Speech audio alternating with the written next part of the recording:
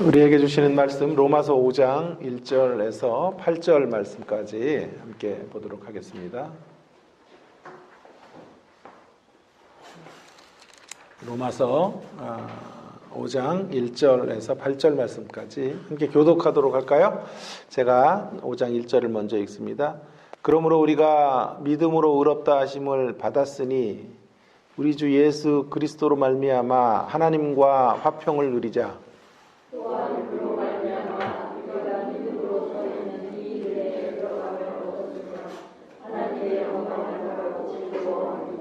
다만 이뿐 아니라 우리가 환난 중에도 즐거워하나니 이는 환난은 인내를, 인내는 연단을, 연단은 소망을 이루는 줄 알미로다.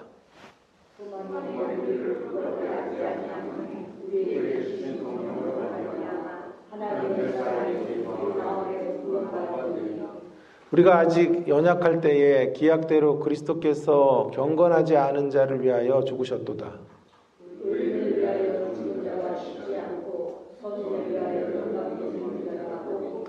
함께 읽습니다. 우리가 아직 죄인 되었을 때 그리스도께서 우리를 위하여 죽으심으로 하나님께서 우리에 대한 자기의 사랑을 확증하셨느니라. 아멘. 신앙이라고 하는 것은 새로운 세계로의 초대입니다. 새로운 세계. 새로운 세계라는 말은 좀 약한 말인지도 모르겠어요. 새로운 세계. 아니, 우리가 흉내낼 수도 없는 세계. 감히 이 땅에서 찾아보거나 경험해 보지 못하는 세계. 그 세계로 우리를 초대하는 게 신앙이고 신앙의 세계입니다. 우리 가운데 그런 세계가 찾아왔다.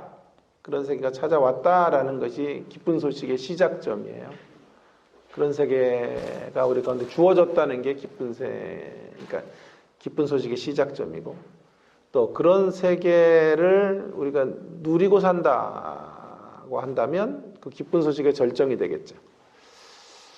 오늘 본문은 그러므로라는 말로 이제 시작을 하죠. 그러므로 이전과 이후의 세계로 나눌 수 있다는 얘기인데요. 그러므로 이전의 세계를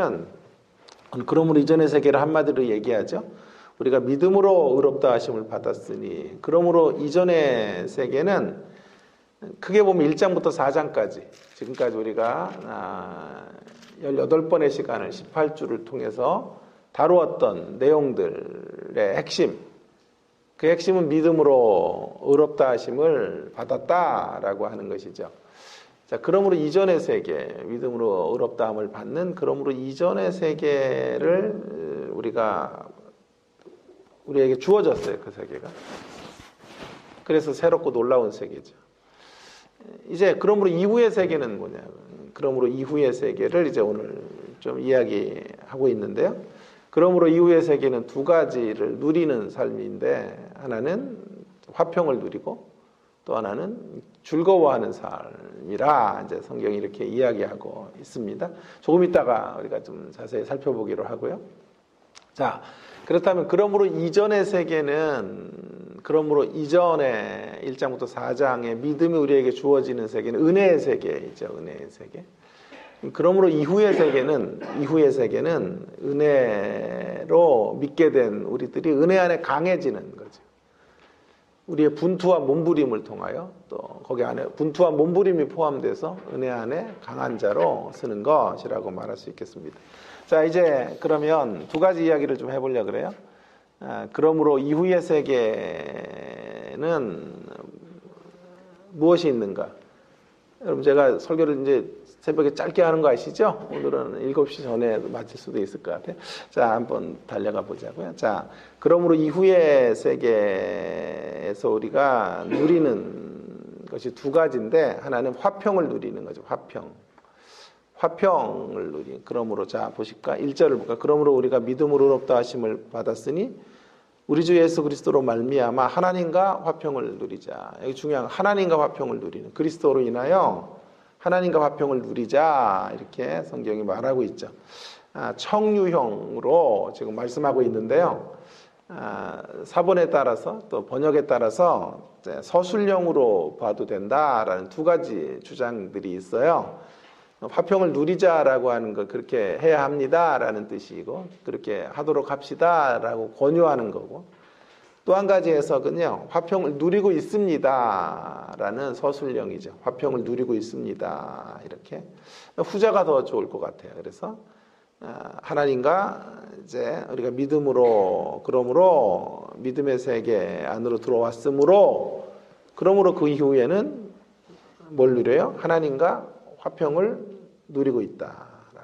이 화평은 샬롬이에요. 샬롬을 누리고 있다. 자, 이제 그러면 우리 한번 생각을 좀 해보자고요. 우리 삶에 이제 화평이 좀 깨어지는 경우들이 평화가 깨어지는 경우들이 있지 않아요. 특별히 불화하는 상대와 함께 지날 때 누구와 갈등 구조에 있을 때 화평이 깨진단 말이에요. 자, 이 화평이 깨어지는데 이 화평을 이제 유지해 가야 되거든요. 그런 자리에서도. 사실 현실적으로 이게 굉장히 어려운 문제죠. 화평한다라고 하는 게 말처럼 쉽지가 않아요. 내가 좋아하는 사람과 화평을 누리는 거 이런 거야 뭐 얼마나 쉬운 문제예요. 그러나 나와 뜻이 맞지 않고 생각이 맞지 않고 가치가 다르고 또 나를 욕하는 사람들도 있잖아요. 그런 사람들과 화평하게 지낸다라고 하는 건 정말 어려운 일이죠. 자, 그래서 그러한 자리에서도 이 화평을 누려야 되거든요, 우리가. 어떻게 해야 될까 하는 것이죠.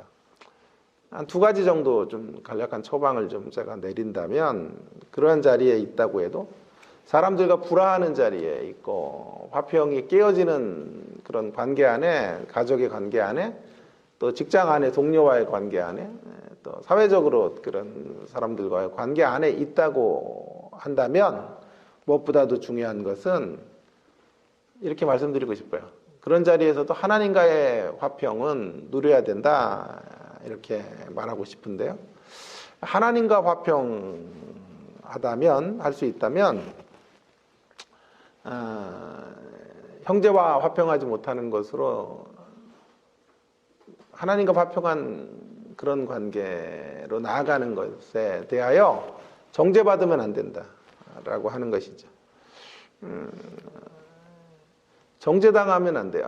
하나님과 화평하다고 하면서 사람과 그렇게 화평하지도 못하는 인간이 하나님과 화평하다는 게 그게 뭐야? 그게 그렇게 정죄당할 마음들이 생기죠. 그러지 않아야 된다라고 말하고 싶어요. 왜냐하면요. 하나님과 계속 화평의 관계 안에서 거하지 못하면 그것이 위선적으로 느껴질지라도 그 일을 계속해 가지 않으면요. 타자와 화평을 누리는 관계로 가는 교두보가 끊어져요. 다시요. 하나님과 화평을 누리는 관계가 어떤 경우에도 계속되지 않으면 다른 이들과의 화평을 누리는 자리로 가는 교두보 자체가 완전히 끊어지는 거예요. 화평으로 가는 다리가 끊어져 버리고 마는 것이죠. 사단이 우리를 정죄하고 주변 사람들이 뭐라고 해도 절대로 의기소침하지 마시고 예수 그리스도 안에 있는 하나님과의 화평을 날마다 확인하시는 그리고 맛보시고 누리시는 저와 여러분이 되기를 주의 이름으로 부탁을 드립니다. 자, 그럴 수 있어야 우리 관계 안에서 인생살이 속에서 화평을 향한 움직임이 거기서 시작될 수 있다. 여지가 거기서 생기는 것이다. 또 한 가지 이제 주변과 화평이 끼어졌을 때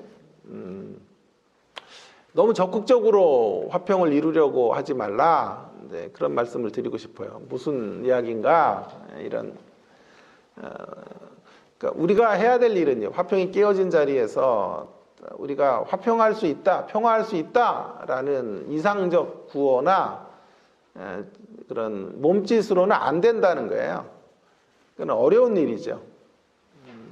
그러니까 우리가 적극적으로 행해야 될 것들을 행하는 것은 힘든 일이에요. 아주 힘든 일이에요. 원수 같은 이들에게 화평을 제안하고, 나 당신 사랑해, 우리 화해하자, 이렇게 가는 게 어렵단 말이에요. 그래서 너무 적극적으로 가면요, 어떤 문제가 생기냐 하면 상대가 그것을 수용하지 않거나, 또 그런 과정에서 또 상처가 더 커지게 되면 더 이 관계들이 이전보다 더 악화되죠. 그런 일들이 얼마나 우리 가운데 비일비재한지 몰라요. 그래서 우리가 해야 될 일을 적극적으로 행하는 자리로 가는 것은 힘든 것이기 때문에 제가 강조하고 싶은 건 하지 말아야 할 것을 적극적으로 하지 않는 것에서부터 시작해야 된다. 화평으로 가는 길은요, 해야 될 일을 적극적으로 하는 게 아니라 하지 말아야 될 일들을 적극적으로 하지 않는 것. 거기 안에서 적극성을 띠는 것으로부터 출발하자라는 거예요. 하나님과 계속 화평을 누리는 가운데 절대로 해서는 안 되는 것들은 하지 않도록 상대와의 관계에서 그런 몸부림이 있어야 되죠. 우리가 넉넉히 용서하지 못해요. 아니, 안 돼요. 그거는 넉넉히 용서하지 못해도, 그러니까 노골적으로 미워하지 않는 일부터 하자 이 말이에요. 저는 기독교 신앙이 너무 공허한 이상과 이런 추상적 선포로 끝나는 게 너무 속상한 사람이에요. 현실성이 너무 없어요. 기독교 신앙이 너무 이상적인 이런 외침이나 권면으로 끝나는 것. 그러니까 우리 삶이 비상적이고 삶의 구체적 적용성이 하나도 없는 삶들을 우리가 사는 거죠. 그래서 저는 할 수 있는 데서부터 시작하자. 노골적으로 미워하지 않는 것에서부터 시작하는 것. 그것이 하나님과 화평한 자들이 세상과 화평할 수 있는 첫걸음이 되는 것이고 절차가 되는 거예요. 그것은 우리가 할 수 있잖아요. 더 악하게 미워하지 않는 것, 이런 건 할 수 있다고요. 하나님 관계 안에서 초대된 화평의 자리에 있는 인생들이 날마다 확인한다면 상대를 악마화하지 않는 것, 이런 것부터 시작해야 돼요. 상대를 악마화해서 희화화하고 더 미움을 고착화시키는 것, 이런 것들부터 줄여가는 일들을 해야 하죠. 그래서 조금씩 화평의, 하나님 안에 있는 그 화평의 기운과 그 가치를 조금 더 크게 만들어가면서 이렇게 발전해가는 우리의 모습들이 있어야 돼요. 예를 들어서 부하 직원으로 있을 때, 그때는 제가 미워하는 상사에게 인사는 해야 돼요. 그래서 그런 거, 나를 미워하는 상사를 끌어안을 수는 없어요. 그러나 미워하지는 않고 인사는 하자. 어떤 경우에 이런 데부터 시작을 하는 거예요. 내가 상사가 돼서 부서를 좌지우지할 수 있을 때는 기본적으로 이런 생각들을 해야죠. 내가 어떤 경우에도 상대의 기본적인 밥그릇은 건들지 않겠다. 밥그릇은 걷어차는 일을 하지 않겠다. 내 힘으로 내가 할 수 있다고 해도 그런 일들은 해서는 안 된다라고 최소한의 내가 갈 수 있는 길들의 장치들을 마련할 때, 그런 데서부터 화평의 역사들이 시작이 되는 것이다. 참 쉽지 않습니다. 우리가 하나님과 화평을 누리는 자로 세상과 화평한다는 게 어려운 일이지만, 그러기에 하나님과 화평을 계속해서 더 누려야 되고, 우리가 하지 않아야 될 일들을 적극적으로 하는 일에서부터 화평의 절차들을 밟아 나가야 된다라고 말씀드리고 싶어요. 두 번째 우리가 그러므로 이후에 누리는 세계는 즐거움을 누리는 거죠. 즐거움을 오늘 누리게 된다 이렇게 말하는데, 2절에도 보시면 또한 그로 말미암아 우리가 믿음으로 서 있는 은혜에 들어감을 얻었으며 하나님 영광을 바라고 즐거워하느니라.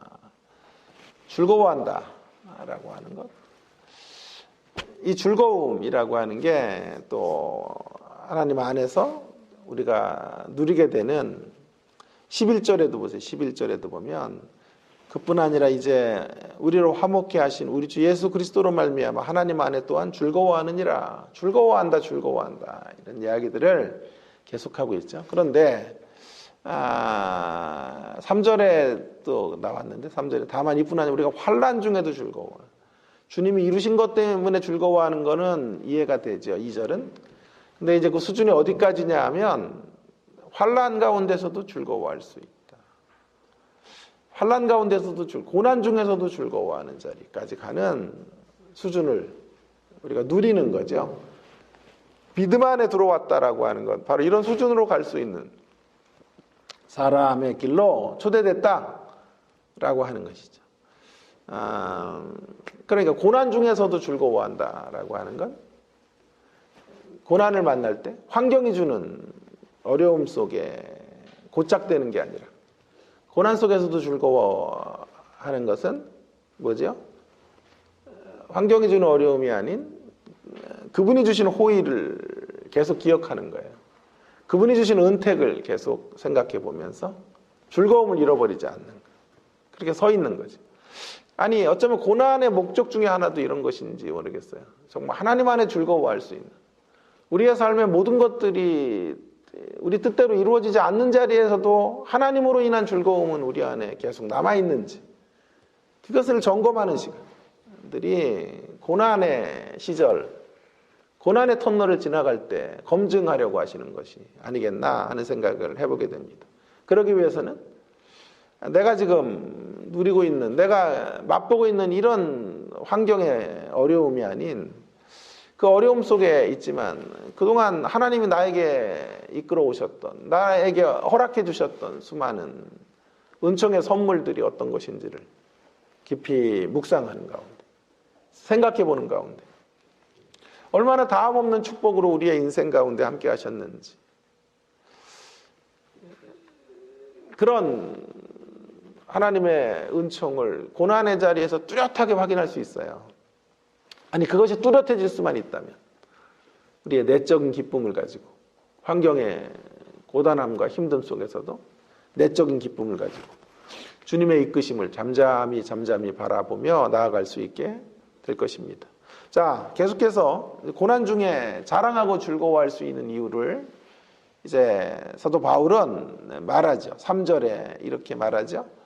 환난 중에도 즐거워하는 이유는 환난이 인내를 만들고 또 그 인내는 연단을 만들고 연단은 소망을 만든다. 이런 구절을 좋아하는 분들이 되게 많으시죠. 예, 저도 참 좋아하는 구절인데요. 자, 우리가 고난 가운데서도 즐거워할 수 있는 그런 세계를 누리는 이유는 환난이 고난 속에서 우리가 환난 중에서도 우리가 인내를 만들 수 있어요. 인내를 만든다. 먼저 인내를 만든다. 인내라는 건 참 만들기가 싫은 거예요, 사실은. 우리가 정말 배우기 힘든 게 인내거든요. 우리 인생에서 제일 힘들어하는 게 견뎌내는 거, 인내하는 거잖아요. 우리가 정말 인내하기는 싫거든요. 이렇게 세상이 빨리 돌아가고 우리가 원하는 만족도를 동전 하나 집어넣으면 밴딩머신 같은 데서 그냥 바로 즉각 우리 욕구들이 충족되는 세상에서 오래 견디고 기다리고 잠잠히 바라본다라는 건 정말 힘든 일이지요. 그토록 배우기 힘든 하는 것을 왜 하나님은 배우게 하시려는 걸까요? 인내를 배우라는 거거든요. 환난이 인내로 가게 한다고. 인내 근데 배우기 싫거든 우리는. 근데 왜 하나님 그걸 배워야 된다고 말씀하시는 걸까요? 답이 뭘까요? 답은요. 그것이 배우기 힘든 것이기 때문에 그래요. 힘든 것이기 때문에 배워야 된다라는 게 답이에요. 여러분, 배우기 쉬운 건요. 가만히 있어도 터득되는 것들이에요. 가만히 있어도 배우는 것들 중에 가치 있는 것들이 별로 없어요. 가만히 있어서 배우는 것들 중에 가치 있는 게 그리 많지 않아요. 배우기 힘들지만 배워야 하는 것들, 그런 것들이 귀한 것들이에요.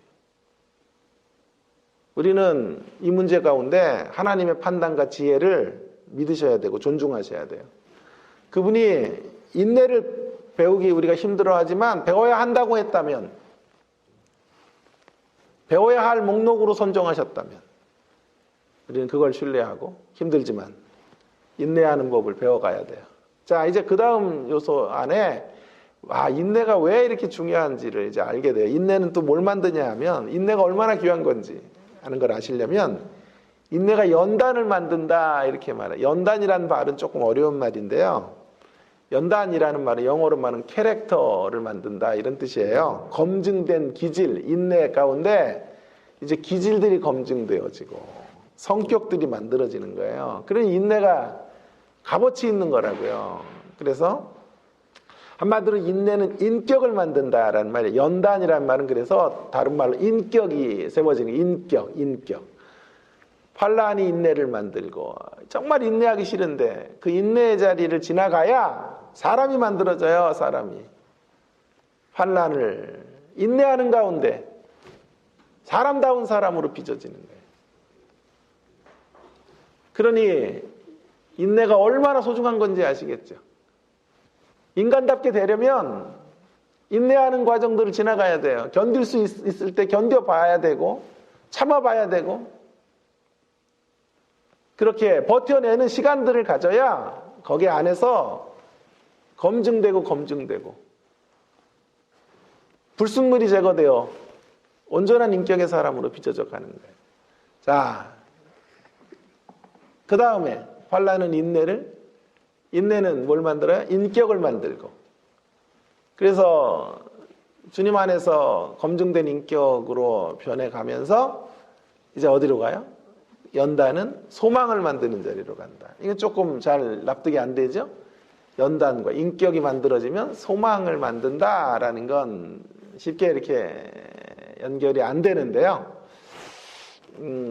그러나 곰곰이 생각해 보면 왜 이 단어가 들어왔는지를 우리는 알게 되죠. 소망이라고 하는 건 우리가 잘 되기를 희망하는 것이 아니죠. 소망이란 하나님이 바라보게 하신 것들이 실상이 될 것을 믿는 것. 그것이 소망이죠. 우리의 소망은 내가 바라보는 것이 실상이 될 것을 믿는 게 아니라 하나님이 약속하신 것들과 하나님이 우리로 바라보게 하신 것들이 실상이라는 것을 기대하는 거예요. 우리가 원하는 것을 우리 뜻대로 이루는 것을 소망이라고 하지 않아요. 우리가 원하는 것들이 우리 뜻대로 이루어지지 않는 자리에도 소망은 하나님이 우리에게 주시려는 건 반드시 허락하실 것을 확신하는 거예요.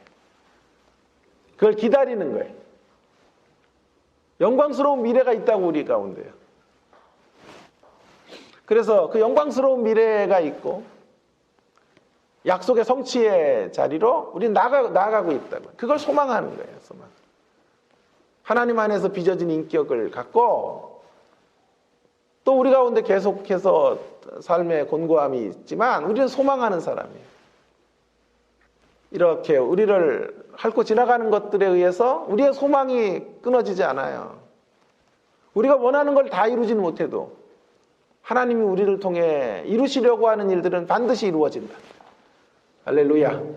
그 소망을 가지고 우리는 살아가게 되는 거예요. 그 소망을. 어마어마한 말씀이에요. 그래서 즐거워하는 거예요. 그래서 복음 안에 있음을 자랑하게 되는 거예요. 왜요?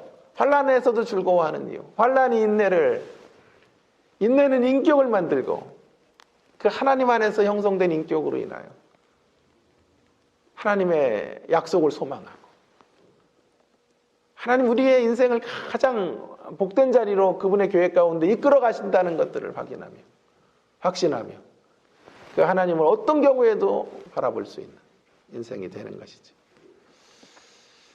여러분, 이 자리가 그러므로 이후의 자리예요. 그러므로 이후의 자리, 믿음 안에서 우리 이런 것들을 누리셔야 돼요. 지식이 필요해요. 지식이. 그래서 교리적이고 정보적 지식들을 우리가 잘 배우셔야 이런 세계가 있구나 하는 걸 알게 되는 거고, 또 중요한 건 체험적 지식으로 날마다 이것을 경험해야 돼요. 자, 그래서 이제 두 번째 이야기를 하는 거예요. 그러므로 이후의 세계가 누려지려면 구체적으로 어떻게 돼야 될까? 5절이 답이에요. 5절에서 답을 주고 있어요. 어떻게 누릴 수 있을까? 이 소망이 부끄럽지 아니하면, 이 소망이 우리를 부끄럽게 하지 않을 거란 말이에요. 우리를 자랑스럽게 할 거란 말이에요. 그 소망이 부끄럽지 아니하면 우리에게 주신 성령으로 인한 하나님의 사랑이 우리 마음에 부어진 바 되었다라는 거예요. 하나님의 사랑이 성령으로 부어질 때 우리는 그러므로 이후의 세계를 누리게 되는. 근데 그 사랑이 어떤 사랑인지를 6절에서 8절이 말하는 거예요. 우리가 연약했을 때 하나님이 죽으시는 사랑. 우리가 죄인 되었을 때 자기 사랑을 보여주셨던 그 사랑. 우리가 바닥을 칠 때부터 시작된 사랑. 그 하나님의 말로 다 할 수 없는 사랑을 현재화시킬 때. 성령 안에서 그걸 구체화시키고 현재화 작업으로 만들어낼 때 그러므로 이후의 세계를 누리게 되는 거죠. 자, 이 이야기를 팀 켈러 목사님의 답이 되는 기독교라는 책에서 이와 유사한 대목들이 있어서 함께 나누고 오늘 설교를 마치려고 합니다. 답이 되는 기독교에서 팀 켈러는 세상이 그렇게 만족을 원하는데 만족을 누리는 사람들을 보기가 힘들다는 거예요. 만족이 이루지 못해요. 왜 그럴까요? 여러 가지 것들을 추구해 가면서 만족을 얻으려고 하지만 만족의 방향이 잘못됐기 때문에 만족을 누리지 못한다라고 말하고 있는 거예요. 그래서 진정한 만족을 누리는 길을 말합니다. 진정한 만족을 누리는 길이 뭐냐 하면 사랑의 질서를 바로잡는 것이다. 이렇게 팀 켈러는 멋진 표현을 했는데요. 사랑의 질서를 바로잡는 것. 여러분, 세상 사람들 가운데서는 종교를 폄하하는 사람들이 있어요. 왜냐하면 종교가 일상생활을 너무 가치없게 여긴다라고 생각하는 사람들이 많아요. 더 고상한 것, 더 신령한 것을 떠받들어 그걸 추구해 감으로써 종교가요, 일상의 기쁨들을 빼앗아 간다라고 생각하는 분들이 많아요. 그래서 종교를 비난해요. 그러나 분명히 말하지만 기독교는 결코 그런 종교가 아니에요. 여러분, 하나님을 우리가 사랑하면요, 세상을 누려도 돼요. 세상을 누리는 즐거움이 죄악된 게 아니에요. 아니, 어쩌면 하나님을 사랑하면 그것이 분명해지면요, 우리가 세상 가운데 누리는 가족의 즐거움, 일의 즐거움, 관계의 즐거움, 공동체의 즐거움, 이런 것들은요, 더 풍성해지고 깊어지는 거예요. 그래서 그런 말을 팀 켈러가 하고 있어요. 거기다 제가 적어놨죠. 무엇인가 더 적게 사랑하는 게 아니라 무엇인가를 더 적게 사랑해야 되는 문제가 아니에요. 기독교 신앙은 가족을 적게 사랑하라 이런 얘기를 하는 게 아니에요. 자녀를 적게 사랑하라고 말하지 않아요. 여러분의 일을 적게 사랑하라고 말하지 않아요. 무엇인가 더 적게 사랑하는 게 아니라 하나님을 더 많이 사랑하는 법을 배우라.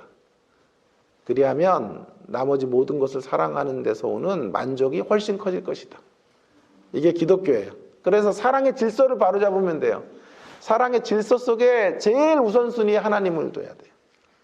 그래서 하나님을 우선적으로 사랑하게 되면 우리는 다른 이들을 사랑하는 것은 마음껏 사랑해도 되는 거예요. 그래서 그 사랑 안에서 성령이 부어주시는 그 사랑 안에 우리는 만족하게 되고 그 만족 가운데 화평을 누리고 즐거워하며 살아가게 되는 거죠.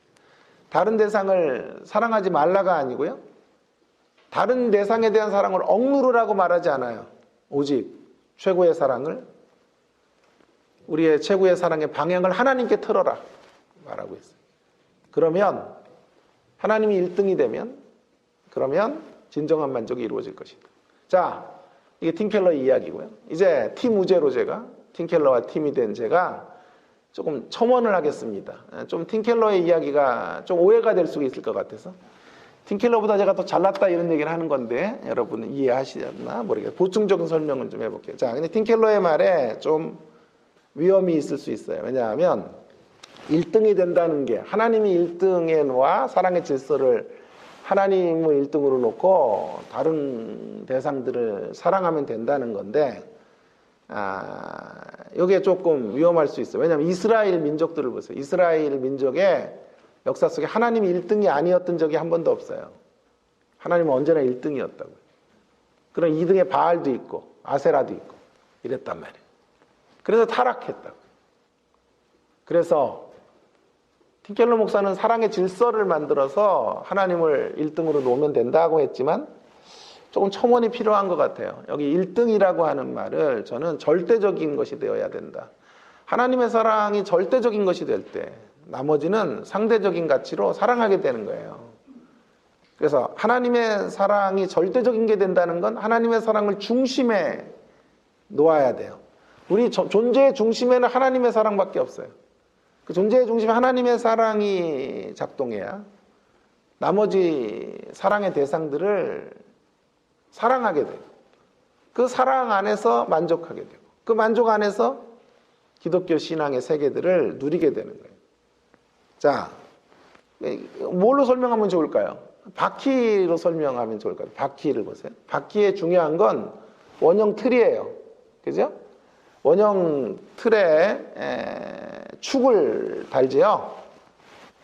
각각의 축들의 공간들이 있잖아요. 축들을 달고 바퀴가. 근데 원형 틀을 예수님에 대한 사랑으로 놓고 다양한 축들에 해당하는 것들을 우리의 일, 우리의 가족, 우리의 배우자, 우리의 자녀, 우리가 소중하게 여기는 것들을 사랑하는 것들이란 말이에요. 중요한 건 모든 사랑의 축은, 원형 틀은 하나님 사랑이에요. 예수님의 사랑 안에 우리가 예수님을 사랑하는 거예요.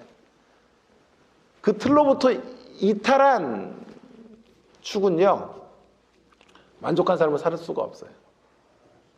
그래서 그 원형의 틀을 가운데 놓고 나머지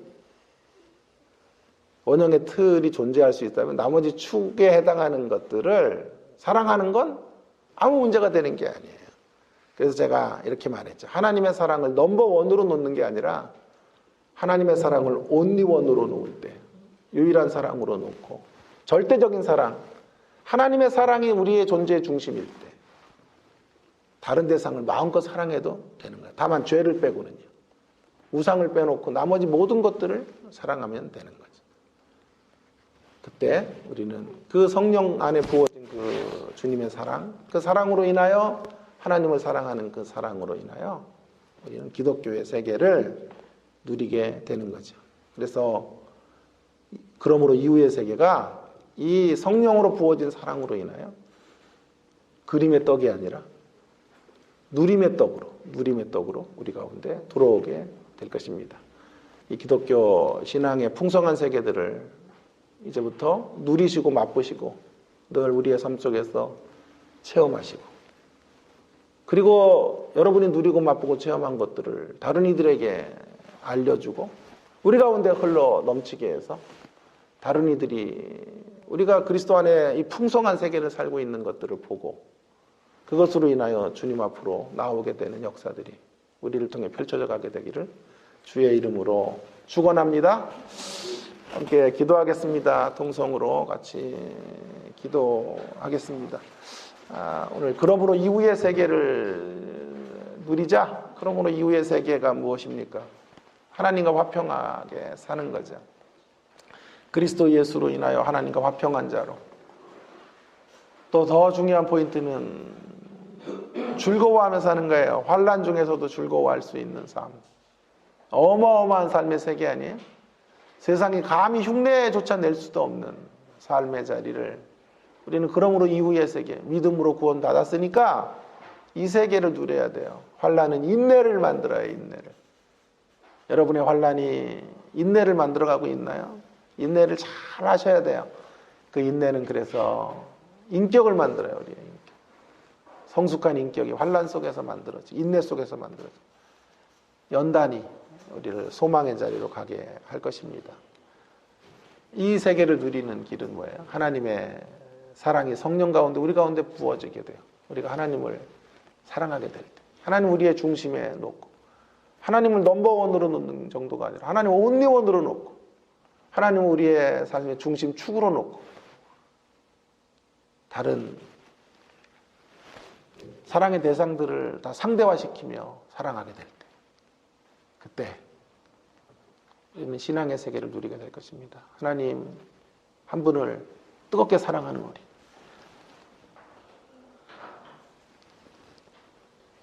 기독교 신앙의 세계가 누림의 떡으로 들어오고 그림의 떡이 아닌 누림의 떡이 되어 실상이 되고 실체가 되는 우리의 삶으로 나아갈 수 있도록 은혜를 달라고, 하나님의 사랑을 이 아침에 다시 부어달라고, 성령으로 부어주신 사랑을 경험할 수 있도록 은혜를 달라고 동성으로 함께 기도하며 나가겠습니다. 기도하십시다. 하나님 아버지, 은혜를 감사합니다.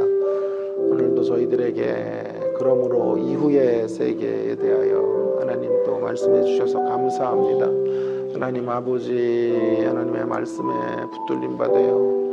하나님 아버지, 그러므로 이후의 세계가 하나님 우리 가운데 그림의 떡으로 주어지는 것이 아니라 누림의 떡으로 하나님 경험되어지기를 원합니다. 하나님을 우리의 삶의 원형 틀로 하나님 붙들고 하나님을 우리의 삶의 온리원의 대상으로 하나님 아버지 절대적 사랑의 대상으로 여기고 하나님 우리 삶의 모든 사랑의 대상들을 상대화시키며 하나님 앞으로 나아가는 저희들이 되어지기를 소망합니다. 하나님을 우리 삶의 중심에 센터에 놓고 하나님 아버지 그 안에서 하나님 사랑의 질서가 온전히 회복된 자로 하나님 아버지 살아갈 수 있도록 도와주시기를 원합니다. 하나님 우리 가운데 허락해 주신 이 엄청난 사랑을 다시 한번 기억하고 그 사랑 안에서 하나님을 또 사랑하게 되는 우리의 걸음들 되어지기를 소망합니다. 오늘도 하나님을 사랑하는 주의 백성들 하나님의 사랑의 고백으로 하나님 앞으로 나아갈 때 하나님 아버지 오늘 이 시간에도 하나님의 그 사랑이 다시 한번 누려지고 맛보아지고 하나님의 사랑으로 인하여 우리의 마음들이 뜨거워지고 하나님 열정으로 불타오르는 이 시간이 되도록 주여 인도해 주시고 역사해 주시기를 원합니다. 하나님 아버지 어떠한 환난 가운데서도 하나님 즐거워할 수 있는 우리의 수준까지 나아가기를 원합니다. 환난이 인내를 만들어가는 길목이 되게 해주시고 인내의 자리에서 우리의 인격이 빚어지고 하나님 성품의 사람으로 만들어지고 그 하나님의 인격 안에 하나님 원하시는 인격적 모습 속에 하나님이 우리에게 약속하신 것들과 하나님이 우리에게 이루고 주시려는 것들을 소망하며 나아갈 수 있는 하나님 우리의 모습들이 되게 해주시기를 원합니다. 성령 안에서 성령으로 말미암아 하나님의 사랑이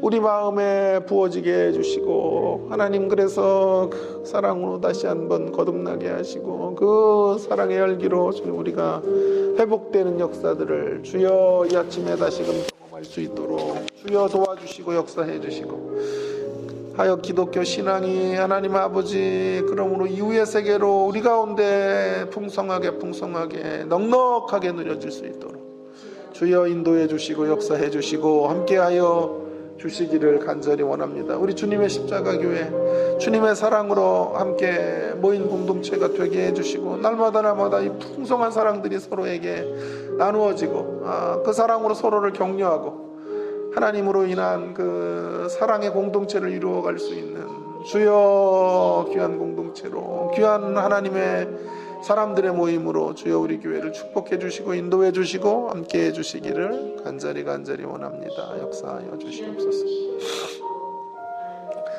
하나님 아버지 오늘도 저희들에게 소중한 생명의 말씀을 주셔서 감사합니다. 기독교 신앙의 이 풍성한 세계들을 우리가 맛보고 누리고 경험하며 살아가기를 원합니다. 하나님과 화평하게 된 것을 하나님 누리게 해주시기 원합니다.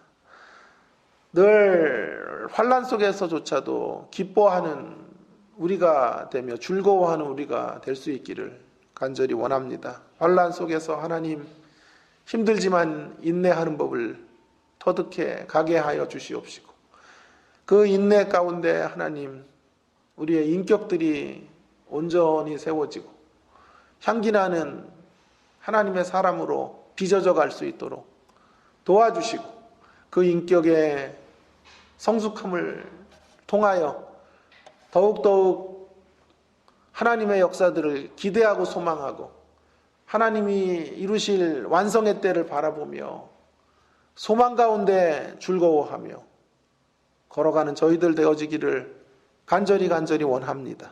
그러기 위하여 주님 성령님 가운데 성령으로 말미암아 우리 가운데 우리 마음 가운데 주의 사랑이 다시금 부어지는 이 시간이 되어지기를 원합니다.